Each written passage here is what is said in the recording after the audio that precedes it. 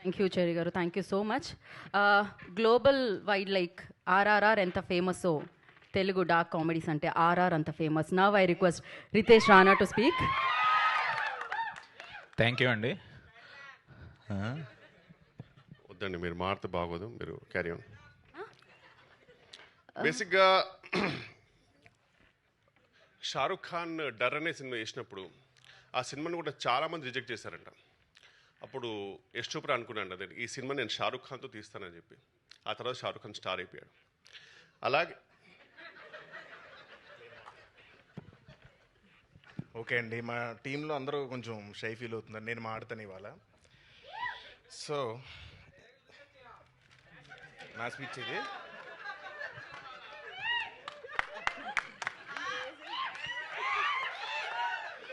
ఈ cinema heroine Riya సింగాకి dialogues నేర్పిస్తా అని చెప్పాను, కానీ అది చేయకుండా అన్నంలో ఆవకాయ ఎలా కలుపుకోవాలి, పప్పులో వడియాలు ఎలా నంచుకోవాలి ఇలాంటి విషయాలు నేర్పిస్తూ టైంపాస్ చేశాను. రియా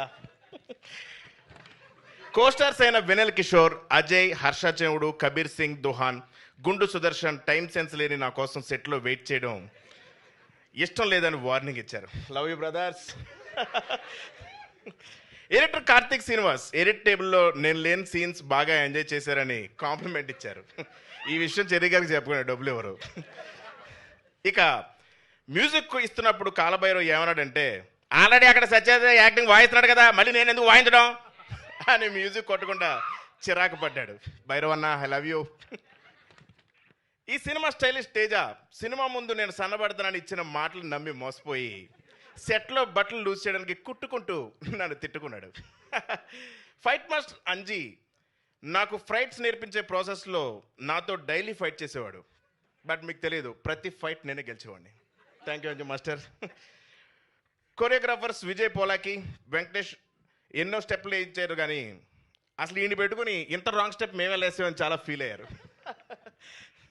ప్రొడక్షన్ డిజైనర్ నార్ని శ్రీనివాస్ లైఫ్లో ఎన్నో సినిమాలు సెట్లు చూశాను, కానీ నా మైండ్ సెట్ అంటే చాలా చిరాకు పడ్డాడు.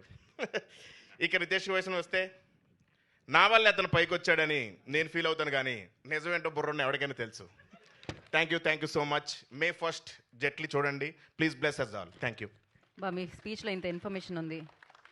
Yeah, so thank you. నాకు మీ గ్లాసెస్ చాలా నచ్చాయండి. చిన్నప్పుడు నా హెయిర్ క్లిప్ కూడా ఇలానే ఉండేది, ఇలా పైకి మొత్తం క్లియర్గా కనిపిస్తుంది. స్కాన్ చేస్తున్నారు ఇందాక నుంచి. అయితే కాదు, ఒక ఫైనల్గా మనం Q&A సెషన్లోకి వెళ్ళే ముందు ఓకే ప్లీజ్.